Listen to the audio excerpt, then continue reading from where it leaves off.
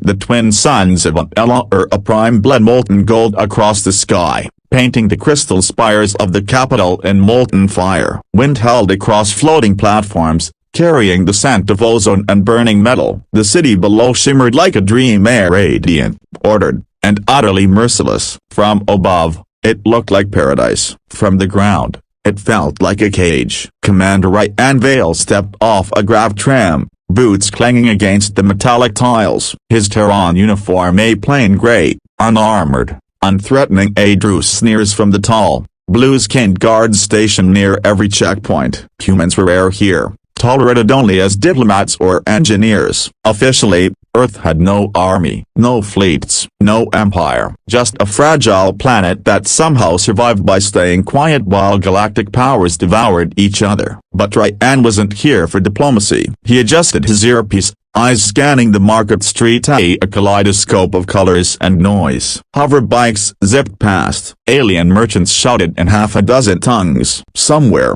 deep under the surface, he knew, the Empire's dungeons held thousands of prisoners, rebels, slaves, undesirables. And one of them, according to his orders, was Ambassador Lear, a Terran peace envoy who'd vanished during a negotiation 3 weeks ago.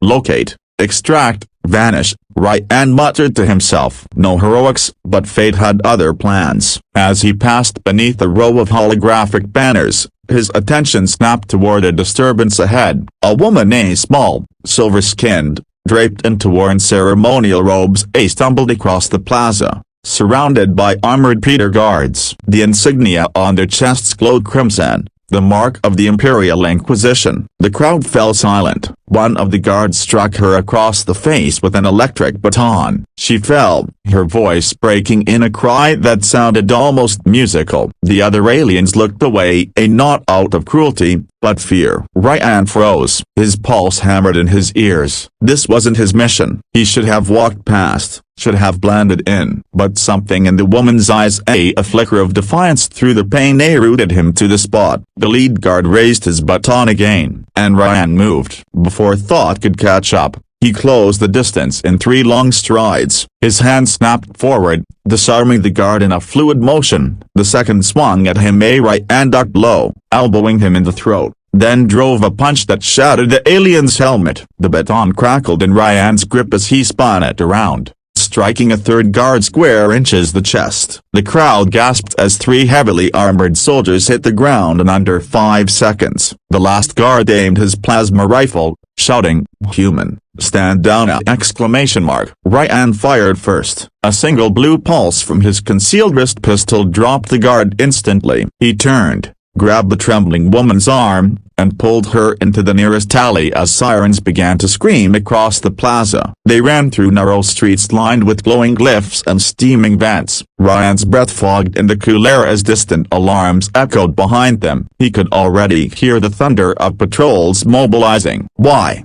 she gasped, stumbling beside him. Her voice was soft, melodic, and strangely calm despite her trembling. "Why would you interfere? You don't even know who I am." Ryan glanced over his shoulder. "Didn't have to. You were in trouble." "That's enough." She blinked, confused. "You're a broken bar human. You could be executed for this." He flashed her a half-smile, even as he scanned for exits. "Wouldn't be the first time someone's tried." A small sound escaped her, a half-laugh, half-sob. For a heartbeat, the fear in her eyes melted into something else, trust, maybe, or disbelief. They ducked into an abandoned maintenance tunnel, the walls humming faintly with energy conduits. Ryan pressed his hand to a panel, activating his wrist pad to scramble their biosignatures. "Okay," he said, turning toward her. "We've got maybe 10 minutes before they triangulate us. You got a name?" She hesitated, then, softly, "Ks'Alith." Ryan frowned. "As in a broken bar, the Ks'Alith, the royal seer of the 𝐀𝐥𝐢𝐬 Concord." She looked down. "Former seer. The Empire calls me a traitor now." Ryan exhaled slowly. The 𝐀𝐥𝐢𝐬 seers were rumored to be telepaths,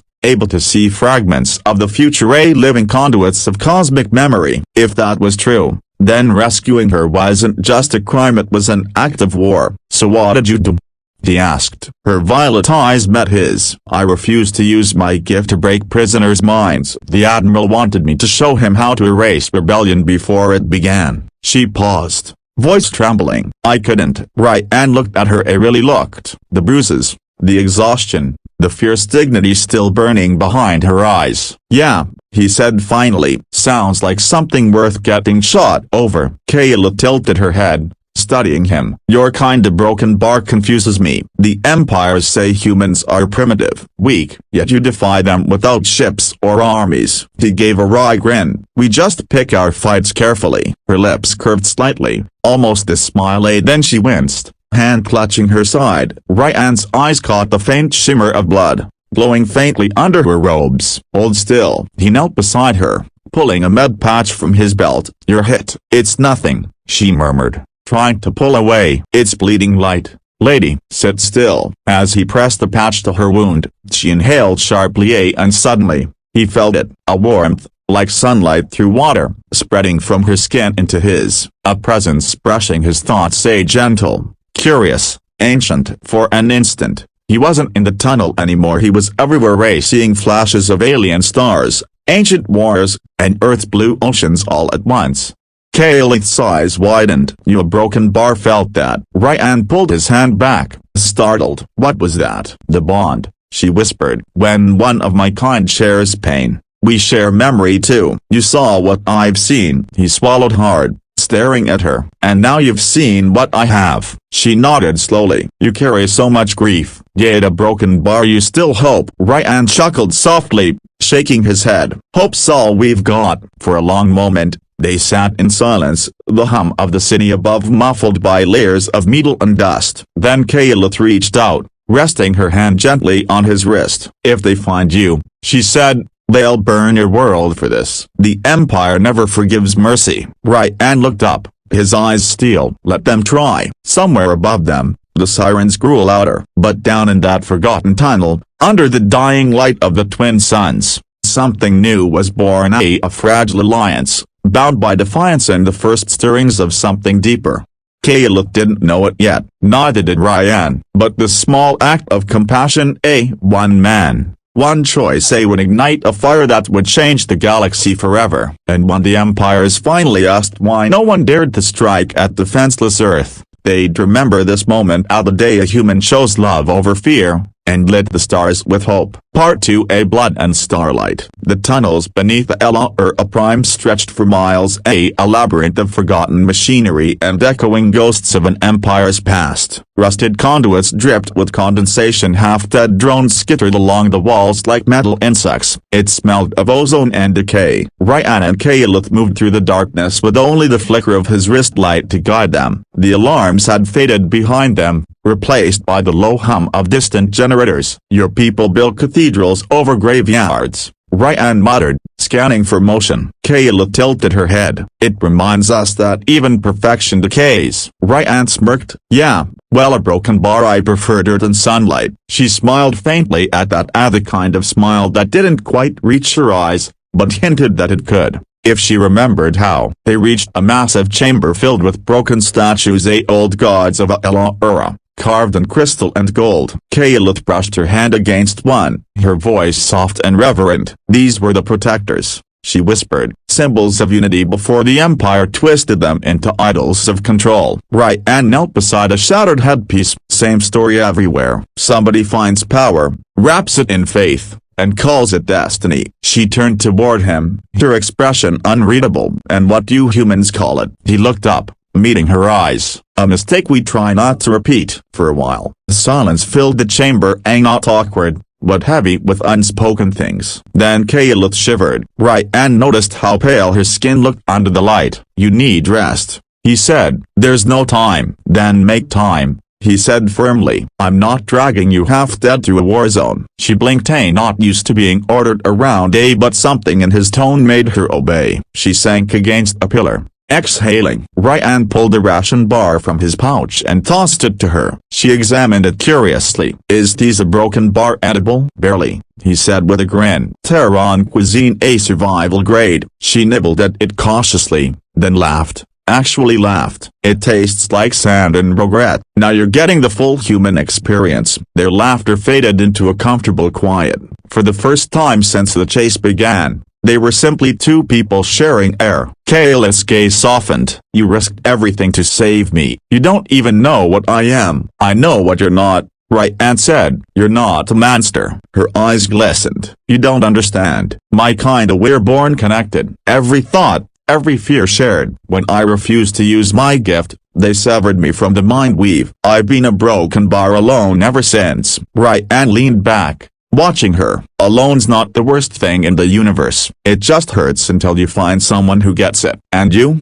She asked. Have you found someone? He met her gaze, and for a heartbeat the air between them hummed like static. Then he looked away. Didn't think I'd live long enough to bother. Before she could reply, a tremor shook the floor. Dust rained from the ceiling. Ryan's instincts flared trouble. He grabbed her hand, pulling her toward the exit. Move. They found us. The tunnel lit up as a search drone swooped in, its plasma lens glowing. Ryan fired two quick shots and the drone exploded in a shower of sparks. But a dozen more followed, their shrieks echoing through the darkness. Kayla raised her arms, her eyes burning with violet light. Stay behind me. Energy flared from her fingertips. A shimmering wall of genic force. Plasma bolts struck it and dissolved like raindrops on glass. The ground vibrated with her power, and Ryan could feel her strength bleeding away with every blast. Kayla, he shouted, you'll burn out. I won't let them take you, she cried, voice trembling with exhaustion. Ryan slung his rifle and sprinted toward the nearest drone cluster. He leapt onto a fallen girder, firing point blank. Metal shredded the tunnel filled with smoke and light. Kayla screamed his name, then sent a telekinetic shockwave that flattened the remaining drones. Silence. Only the crackle of burning circuits and the ragged breathing. Ryan stumbled toward her. She was on her knees, trembling, her glow fading. He caught her before she fell. Easy, he said softly. You're safe. Her head rested against his shoulder, her breath warm against his neck. You a broken bar, you don't give up, do you? Not on people worth saving. She smiled weakly. Humans a broken bar, you're strange, soft and fierce at the same time. Ryan chuckled. Yeah, we're a mess. She looked up at him, then they really looked, and something unspoken passed between them. The kind of look that didn't need language. Their faces were close enough that he could see the faint shimmer of her pupils, reflecting the light like stars trapped in water. For a moment, the world outside at the Empire, the danger, the war vanished. Then she whispered, almost to herself, there's something you need to see. She lifted her hand to his chest. The air rippled around the main, not light, not sound, but thought. A psychic link flared to life. Ryan gasped as images flooded his mind. Her memories, torture chambers, children torn from families, cities turned to ash. The Admiral's face, cold and smiling. Then the vision shifted, showing Earth, green fields, oceans, children playing under blue sky. She had seen his memories too. Tears streamed down Kayla's face. So beautiful a broken bar, and yet your people hide it, protect it. That's why no one attacks us, he said quietly. They think we're weak because we don't show our claws. Kayla touched his cheek. They're wrong. Their connection deepened, heart to heart, thought to thought. She felt his fear, his stubborn courage, his buried loneliness. He felt her grief, her longing, her fragile hope. Two souls bridging a galaxy of difference. Then she gasped, clutching her head. They're coming. The Admiral himself. He's found us. Ryan's jaw tightened. Then we finish this on our terms. They broke from the tunnels into the open ruins of the old 𝐅𝐢𝐧𝐚 temple, lay a colossal dome filled with broken mosaics of gods and stars. The setting suns burned through the cracked roof, bathing everything in ember fire. Kayla staggered, her energy almost gone. Ryan steadied her, his arm around her waist. I can't fight them all, she whispered. You won't have to. He tapped his wrist beacon, activating a faint pulse. A distress signal beamed through a narrow-band quantum channel. Maybe it would reach his people, maybe not, but he had to try. Kayla looked up at him, trembling. Why do you keep risking your life for me? He looked down at her, his voice low. Because if we stop helping each other, then we become like them. Above, a fleet of Empire dropships cut through the clouds, engines roaring. Soldiers rappelled down, their armor glinting in the dying light. 𝐾𝐤𝐢𝐻's fingers tightened around 𝐅𝐢𝐬𝐻's hand. "Even if we do a broken bar," she whispered, "they'll remember." 𝐅𝐢𝐬𝐻 smiled. "Good, let's make it a story worth remembering." The last light of the suns caught their faces, a human and an alien standing together against an empire. The temple bells, long silent, began to ring from the shock waves, and in that chaos, their bond pulsed not fear, not despair, but the bright, reckless hope that had always defined humanity. The hope that made even the stars tremble. Part 3. At the defenseless planet, dawn crawled across the shattered skyline of 𝐅𝐢𝐳, pale light bleeding through the smoke. The ancient temple shook as imperial shuttles touched down in the plaza outside. Hundreds of soldiers formed perfect ranks of black armor glinting, banners of the empire snapping in the hot wind. At their head strode Admiral Varin Karth, the executioner of half a dozen worlds. His scaled face gleamed under the rising suns, eyes cold as obsidian. He moved with the certainty of a god who'd never known defeat. In chains before him knelt 𝐅𝐢𝐳 and 𝐾𝐤𝐢𝐻. 𝐅𝐢𝐬𝐻's uniform was torn, blood drying on his cheek. 𝐾𝐤𝐢𝐻's silver skin had lost its luster, yet her violet eyes still burned with quiet fire. Around them, soldiers watched in silence, waiting for the admiral's judgment. "So," Karth drawled, voice echoing across the hall, "this is the human who dares defy an empire." He stepped closer, claws tracing the edge of 𝐅𝐢𝐬𝐻's jaw. "Your planet has no fleets, no armies, no colonies. Why bleed for someone who means nothing to you?" 𝐅𝐢𝐬𝐻 met his gaze, unflinching. "Because she means something to herself." A murmur rippled through the troops, a defiance from a species considered prey. Karth's smile thinned. "Bravery is a luxury of the doomed." He turned to 𝐾𝐤𝐢𝐻. "You, seer, will return to the mind weave. I will purge your rebellion and make you useful again." 𝐾𝐤𝐢𝐻's chains rattled as she lifted her head. "You'll have to kill me first." "I intend to," the admiral said calmly. 𝐅𝐢𝐬𝐻's fists clenched. He'd seen executions before, but not hers. Never hers. And something in him,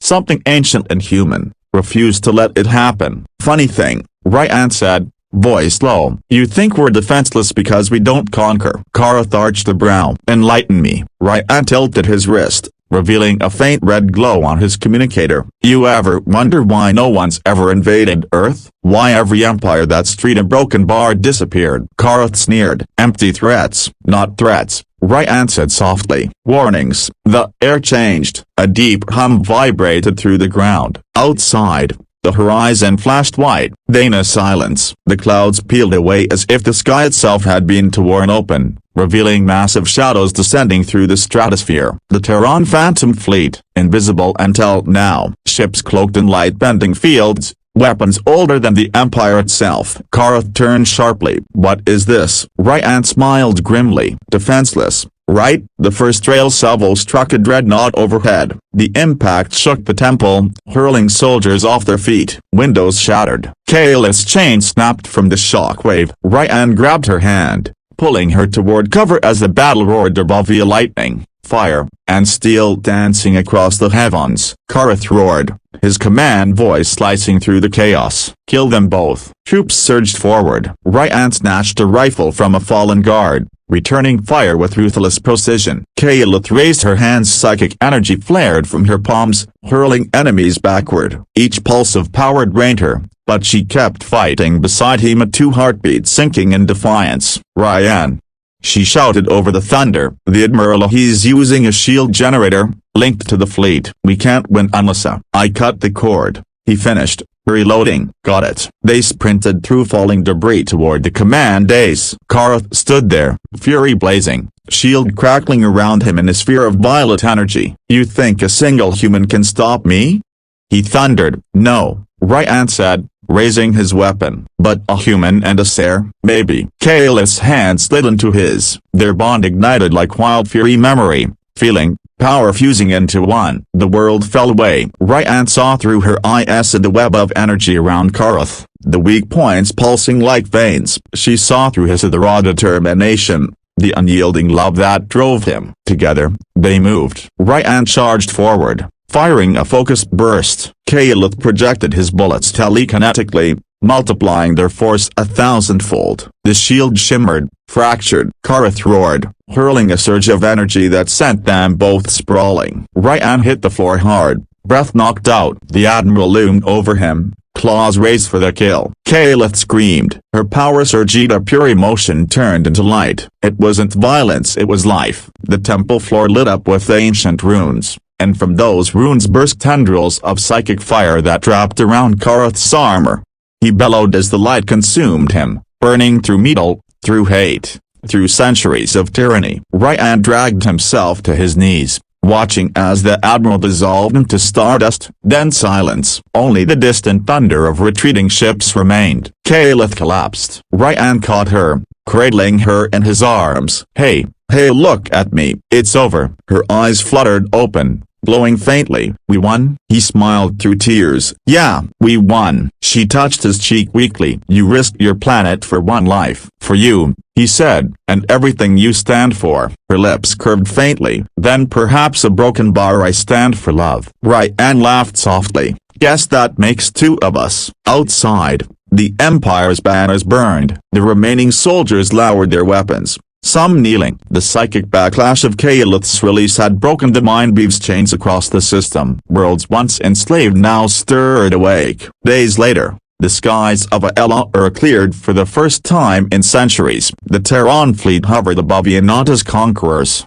but as guardians. Ryan and Kshaylith stood on a balcony overlooking the reborn city. The air smelled of new beginnings. Below, children of both species played together in the dust. Among them was a small hybrid boy, a silver skin, dark hair, laughing as he chased a floating drone. He wore around his neck a pendant carved from Ryan's old rank badge. Kshaylith smiled, tears glistening. Our son will never know what it means to kneel. Ryan wrapped his arm around her shoulders. He'll grow up knowing both worlds and maybe fix what we broke. She leaned into him. Do you think the galaxy will ever stop fearing humans? He looked at the twin suns rising. Not fear, respect. They'll learn what real strength looks like. Love? She asked. Exactly. Their hands intertwined. The air shimmered around them, their psychic bond glowing once more, not as a weapon, but as a promise. The stars above seemed to pulse in rhythm with their hearts. And far away, across the void, transmissions carried a single message to every empire and every warlord who had ever looked toward Earth with envy or hunger. Greater than caution. A human warship has entered the war zone. Caution. Earth is not defenseless. Caution. Love is the most dangerous weapon in the galaxy. Ryan Vale kissed Kshaylith beneath the light of two suns, their shadows merging on the balcony stones. Hope was no longer just a human word. It was their shared language and the reason no one would ever dare attack defenseless Earth again.